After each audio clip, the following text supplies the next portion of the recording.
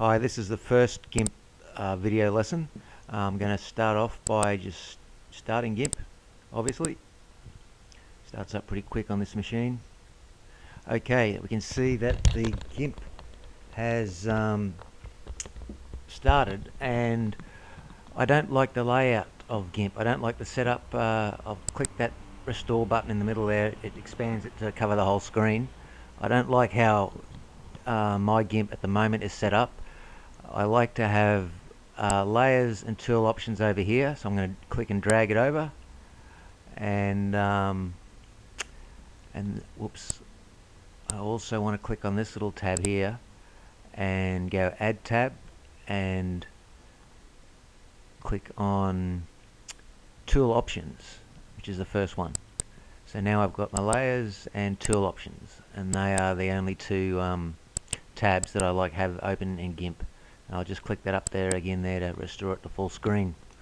There's another way where you can adjust GIMP to have it to lay it out how you like. GIMP used to always be in this mode. You can see that I just went to Windows single window mode to put it into single windowed mode, and I clicked on that again to put it in the old mode before GIMP 2.8. This was the mode that GIMP was always in. The newest version of GIMP, which is GIMP 2.8, now allows us to make it all one window, which is it's more it's better to work with when you have it in single windowed mode, especially when you've got multiple images. But that only becomes apparent if you've used. You only notice the benefit if you were previously using this mode. But what we can do is we can put everything, we can flick things around like that. I'll just put the tools on one side and the tabs on the other, and then when I go back into single windowed mode, you can see, let me just adjust it and click this middle button again to expand it to the full screen. You can see that now I've got my tools on one side and my tabs on this other side. There's various ways you can go about closing tabs and opening tabs, and I'm going to put it back into single windowed mode. I'm going to put these back over on the left where I like to have them. Now I'll just go single windowed mode again, click that restore button in the middle, and now I've got my tools, but I've got no other tabs. I don't have any tabs open. The layers or the tool options tab, which are the two tabs that I really, you must have open on GIMP to work effectively with it. So what I can do is go to Windows, dockable dialogues, and I'll go tool options. Yep, they pop back up there. And let me just drag this over here, and you can see this little tab here is now present, and I can also add any other tabs that I want to work with. And I'm going to add, go to add tab. You can either close tabs, add tabs. I've got the add tab here clicked, and I'm going to go to layers. Again, I've got my layers tab and my tool options tab.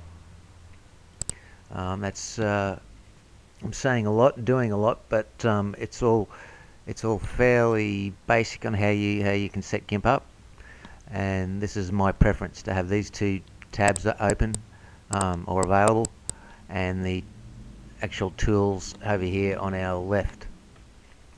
So if I open an image up, say I'm going to open, I've got a very disorganized folders here.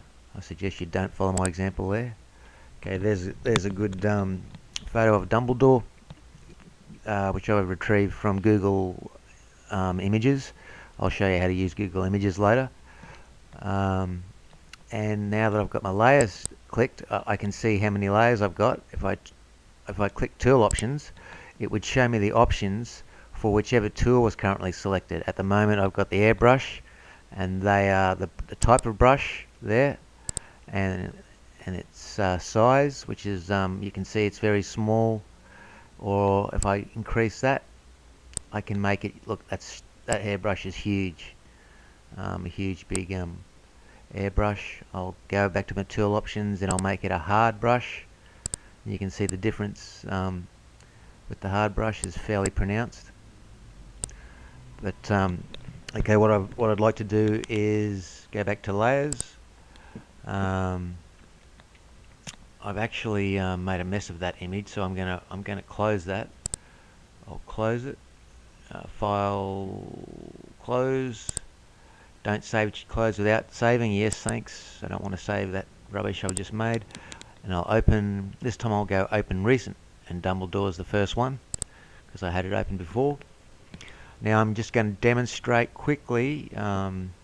First I'll click on and say that tool, the rectangle select tool, which is what we use for making rectangular selections, as it so descriptively says. And the tool options again are, there's a few different tool options that we can use. I'll generally for that one I'll use the mode. I'll use feathered edges or not, and that's about the only two different modes of that tool that I'll play with. But I'm going to forget about that for the moment. I'm not going to use any tools there. Select none. Get rid of that selection by going select none. And I'll just demonstrate quickly how to use the layers. That's our photo of Dumbledore, and there it is. We've got one layer over here on the left, on the right, sorry, of the screen.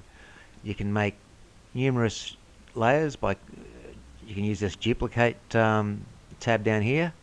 Just go 1, 2, 3, 4, 5, 6, a whole bunch of layers. You can select a layer and move it up and down with these arrows. That's moving that layer up or moving that layer back down, even though it doesn't. You sort of got to imagine that that was a different layer, not a duplicate. And you can see here, you can move layers up and down. You can also use this trash can here to delete many layers, one layer at a time. I often will, when working with an image, I'll often make a duplicate by clicking that, make a duplicate, and then this little eye, I'll click that and turn it off, which will make that invisible. It's just a backup that I've created in case I ruin the layer I'm working with and want to start again. So to give you an example of working with layers, I'll turn them both back on. This top one, I'm going to make it black and white by going colors over here, desaturate, and you can see it's gone black and white. Just click OK. Now I'm going to use a tool to make part of this photo color. There's a couple of things that you need to understand. Firstly, we need to make this first layer, we need to make it so that when I do rub something off it, it becomes transparent, and the bottom layer, this layer under here that we can't see, shines through. So what I'm going to do is I'm going to right click on that to add an alpha channel.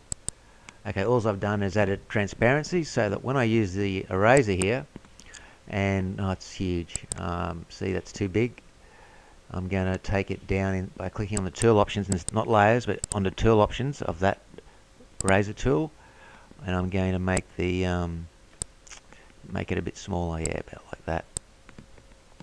And now as I'm rubbing out the black and white photograph, the color layer, this layer here, is the one that we can see shining through. So we can make a, I'm doing it very quickly and roughly, but you can see that I've very messily made a black and white and color photo. If I'd have taken more time, that would look a lot neater. Just demonstrate that. I'll turn this layer off, and you can see that that's what I've done, is I've just removed part of the photo and I've let the color one shine through. And if I exported that, I'll turn it back on. That's how it's going to look in the new photo. That'll be probably enough for the first notes, and I'll go over that again.